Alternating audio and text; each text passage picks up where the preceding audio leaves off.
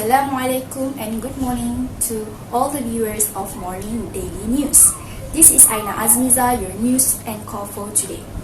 At the end of 2019, the whole world was shook by the existence of a new disease called coronavirus disease, COVID-19. Therefore, to ensure that the chain of spreading is broken, the government has implemented Movement Control Order (MCO) on 18th of March 2020, which gained various reactions from the citizens. Our reporter, Madihah II, has looked through the different reactions of the citizens upon the announcements of this new norm. Let's hear from her. During the first MCO, a positive reaction can be observed as 97% of Malaysians are obeying this instruction. The other 3% that refused to obey the government's order were found roaming in public places during MCO. Now, we have a look at Malaysians' positive reaction to MCO through their Twitter accounts. This one user showed a positive reaction towards MCO and that MCO should be continued. If MCO is put to an end, the SOP issued by the government will be ignored. She is in the belief that the public will not be able to self-discipline if they are not bound by the SOP.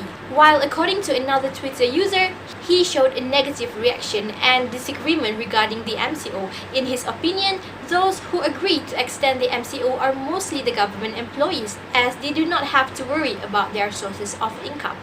He also expressed his dissatisfaction by saying that the government employees enjoy more privileges comparing to the people who are self-employed.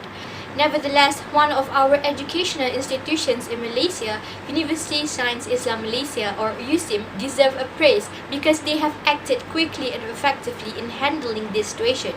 All USIM staff performs work from home while students who were still in campus residential are assisted through free food schemes as well as raw materials. Moreover, all services at USIM are implemented online. So those are some of the reactions of Malaysians upon MCO being implemented. Back to the studio. Thank you, Madihah II.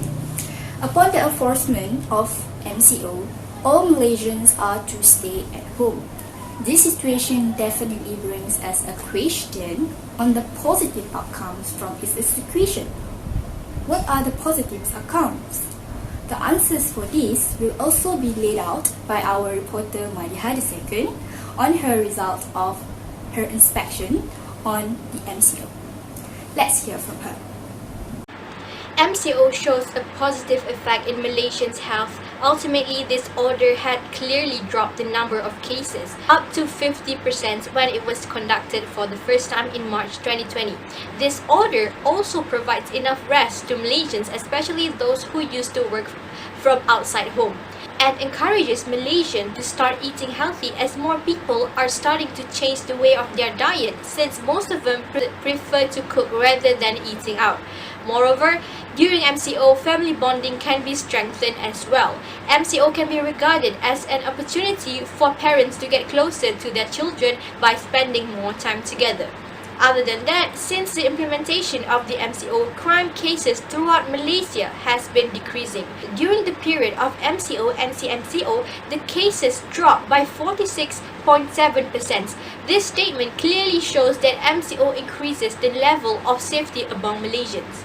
Correspondingly, MCO increases Malaysian sources of financial income. MCO gives a good effect to Malaysians in terms of employment and business, which is creating a new business platform which is through online using variety of applications such as Shopee, Lazada and Foodpanda. This surely can be proven when there is an increase of 28.9% of businesses online among Malaysians in April 2020 since the first MCO was implemented. So, those are some of the positive effects of MCO towards Malaysians. Madihah II, back to the studio. Thank you, Madihah II. With that information from Madihah II, we have concluded our morning news. The follow-ups for this hot issue movement control order will be continued in the afternoon news by Siti Madihah, anchor. Aina Azmeeza, thank you and Assalamualaikum. Good afternoon, I'm Siti Madihah binti Shahrudin and welcome back to Daily News Afternoon. Interesting today, the implementation of MCO brings bad effects towards Malaysian. Our special reporter at site has the report. Since the implementation of MCO, it is shocking to see how this new norm have impacted some of us negatively. One of them is that we could see how cases of domestic violence have been increasing, whereby Talian Kasih has reported that there was an increase of 57% in calls seeking for help during MCO, where the perpetrators channel their anger to the victims even worse due to the confinement.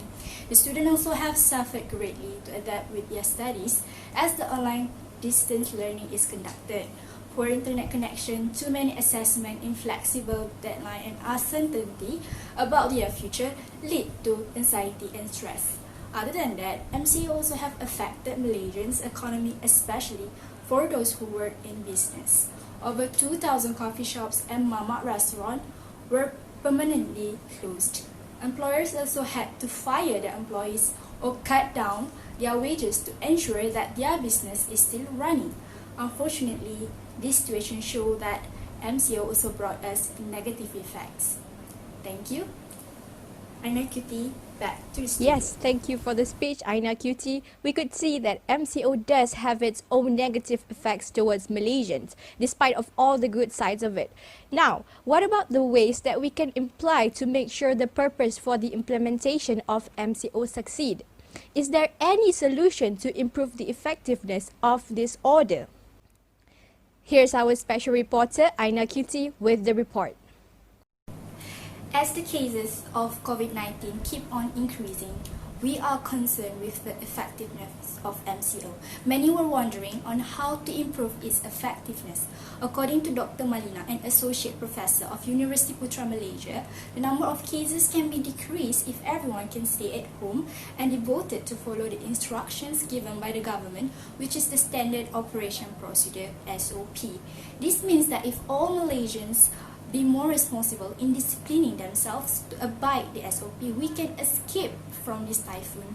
So we all encourage all Malaysians, no matter who you are, to cooperate in adhering SOP and MCO to fight COVID-19 together.